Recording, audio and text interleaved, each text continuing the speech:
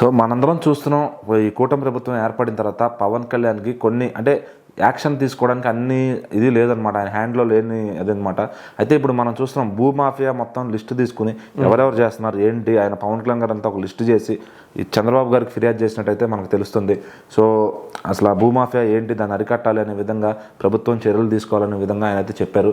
So మరి అసలు ఎవరెవరి గురించి ఆ మాఫియాలు చేస్తుంది ఎవరు, పవన్ దానికి చంద్రబాబు గారు ఎట్లా రియాక్ట్ అయ్యారు? అంటే నార్మల్గా పవన్ కళ్యాణ్ గారి దృష్టి ఎట్లా అంటే ముఖ్యంగా ప్రజలపైనే ఉంటుంది. ఎప్పుడు కూడా ప్రజలకు ఏ విధంగా మంచి చేయాలి, వాళ్ళకు ఎలాంటి సమస్యలు ఉన్నాయి, వాటిని ఏ విధంగా మనం పరిష్కరించాలి, ఏ విధంగా మన దృష్టికి తీసుకురావాలంటే అధికారులు ఏ విధంగా పని చేయాలని చెప్పేసి అండ్ 24 hours కూడా ఆయన ప్రజల గురించి ఆలోచిస్తూ ఉంటారనమాట. అది మనము క్లియర్గా చూస్తూ ఉన్నాం. కొంతమంది దీన్ని అబద్ధం అనుకోవచ్చు, లేకపోతే రకరకాలుగా విమర్శలు కూడా చేస్తూ ఉండొచ్చు. బట్ ఆయనకు సహాయాన్ని పొందే వాళ్ళకి, రాష్ట్ర ప్రజలకి మాత్రం క్లియర్గా అర్థమవుతుంది పవన్ కళ్యాణ్ గారు ఎలాంటి పనులు చేస్తున్నారని చెప్పేసి. సో ఇప్పుడు ఆయన దృష్టి ఏంటంటే ఈ యొక్క భూ మాఫియాల పైన పడింది. ముఖ్యంగా హైదరాబాద్ నడిబొడ్డున కొంతమంది మాఫియాదారులు భూ మాఫియాను చేస్తూ, భూ కబ్జాలు చేస్తూ అమాయకులైనటువంటి ప్రజల యొక్క భూములు లాక్కోవడం కానీ ఇలాంటివి చేసేవాళ్ళు అనమాట. సో ఇప్పుడు ఏంటంటే ఆ మాఫియా గ్యాంగ్ అనేది ఇటు హైదరాబాద్ నుంచి విశాఖ వేదికగా అక్కడికి వచ్చి అక్కడ కూడా ఇలాంటివి చేస్తున్నారు అని ఒక న్యూస్ మాత్రం పవన్ కళ్యాణ్ గారి దృష్టికి కూడా వచ్చిందనమాట. సో అప్పుడు ఏంటంటే ఎంత డిప్యూటీ సీఎం అయినా కూడా ఆయన కొన్ని పనులు చేయొచ్చు, కొన్ని పనులు చేయకపోవచ్చు, అన్ని అధికారులు ఆయన చేతిలో ఉండవు కాబట్టి సో ఈ యొక్క భూమాఫియా విషయాన్ని మాత్రం సిబిఎన్ గారికి ఫిర్యాదు చేయడం జరిగింది. సో ఈ విధంగా జరుగుతుంది, ఆ అమాయకమైనటువంటి ప్రజల యొక్క ఆ భూముల్ని లాక్కోవడం కానీ, భూ కబ్జాలు చేయడం కానీ, భూమాఫియా దందా ఒకటి జరుగుతుంది, దీని మీద మీరు చర్య తీసుకోండి, కఠినంగా వాళ్ళని శిక్షించండి అని చెప్పేసి అయితే సిబిఎన్ గారికి ఫిర్యాదు చేయడం జరిగింది. సో దానికి సిబిఎన్ గారు కూడా చాలా సానుకూలంగా స్పందిస్తూ ఖచ్చితంగా ఇలాంటి వాళ్ళని అసలైతే వదిలిపెట్టము. అండ్ ఇక్కడ ఏదైతే ఇలాంటి భూ మాఫియాలు అనేవి ఇప్పుడు కొత్తగా ఇంకా చాలా జరుగుతున్నాయి. కాకపోతే ఇప్పుడు ఏంటంటే మన ప్రభుత్వం ఉన్నప్పుడు కూడా జరుగుతున్నాయంటే ఖచ్చితంగా మనము దాని గురించి పట్టించుకోవట్లేదని చెప్పేసి జనాలు అనుకుంటారు. కాబట్టి డెఫినెట్లీ దీని గురించి పట్టించుకోవాలి.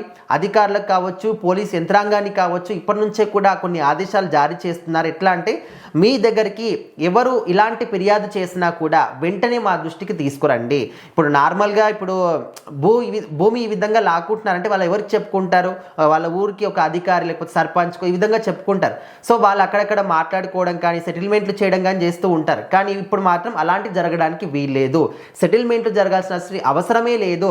వాళ్ళ భూమి వాళ్ళకు ఉండాలి. ఏ విధంగా అన్యాయంగా లాక్కుంటే ఏ విధంగా చూస్తూ ఉంటారని చెప్పేసి సో ఆ విషయం ఖచ్చితంగా సీరియస్గా తీసుకొని ఆ ఒక మాఫియాని మాత్రం కఠినంగా శిక్షించాలి అని చెప్పేసి పవన్ కళ్యాణ్ గారు కావచ్చు, సిబిఎన్ గారు కావచ్చు, అధికారులకు, పోలీస్ యంత్రాంగానికి అయితే చెప్పారు. సో కొంతమంది ఈ విధంగా భూమాఫియాలు, భూ దందాలు చేయాలంటే మామూలు విషయం కాదు. అక్కడికి వచ్చి ఒక ఏరియా గురించి ఆ విధంగా తెలుసుకొని, కంప్లీట్ డీటెయిల్స్ తెలుసుకొని ఆ ఒక భూమిని లాక్కోవడం అంటే ఎవరొక సహాయం ఖచ్చితంగా ఉండాలి. సో దీని వెనకాల కొంతమంది రాజకీయ నాయకులు, అధికారులు, ప్రభుత్వ ఉద్యోగులు కూడా ఉన్నట్టు కూడా తెలుస్తుంది, నా దృష్టికి అయితే వచ్చింది. సో మరి వాళ్ళందరి గురించి మీరే పట్టించుకోవాలని చెప్పేసి పవన్ కళ్యాణ్ గారు చెప్పినప్పుడు ఖచ్చితంగా ఒక భూమి లాక్కున్నప్పుడు వాళ్ళు ఎంత ఫైటింగ్ చేస్తున్నా కూడా భూమి ఇవ్వట్లేదు, వాళ్ళు ఎంత ధైర్యంగా డూప్లికేట్ డాక్యుమెంట్స్ క్రియేట్ చేసుకొని మరీ క్లియర్గా చూపిస్తున్నారంటే దాని వెనకాల ఒక పెద్ద ప్రాసెస్ ఉంటుంది. ఒక గవర్నమెంట్ అధికారి పని చేయకపోతే డూప్లికేట్ డాక్యుమెంట్స్ ఏ విధంగా వస్తాయి? సో వాళ్ళందరి మీద కూడా ప్రత్యేకమైనటువంటి దృష్టి కూడా పెట్టాలి. ఇక మీదట ఈ విధంగా ఎవరైనా వాళ్ళకి సహకరించినా కూడా వాళ్ళని కంప్లీట్గా మేము విధుల నుంచి తొలగించడం కానీ ఇలాంటివన్నీ కూడా చేస్తామని చెప్పేసి కూడా సిబిఎన్ గారు చాలా స్ట్రాంగ్గా వార్నింగ్ ఇచ్చారనమాట. మరి చూడాలి ఇక మీదటైనా ఈ యొక్క భూ మాఫియాకి తెర దించుతారా, లేకపోతే ఇదే విధంగా ఇంకా కొనసాగుతుందా అనేది. మరి పవన్ కళ్యాణ్ గారు ఏదైనా ఒక దాంట్లో కలగజేసుకున్నారంటే డెఫినెట్లీ అది అయ్యేంతవరకు అయితే ఆయన నిద్రపోరు. ఖచ్చితంగా జనాల యొక్క భూమి అనేది ఇక మీదట సేఫ్ అవుతుండొచ్చు. ఇక మీద అంటే ఇప్పటి వరకు ఎవరైతే వాళ్ళ భూమిని కోల్పోయారో వాళ్ళ భూమి కూడా తిరిగి వచ్చే అవకాశాలు అయితే దీని ద్వారా కనిపిస్తూ ఉన్నాయి.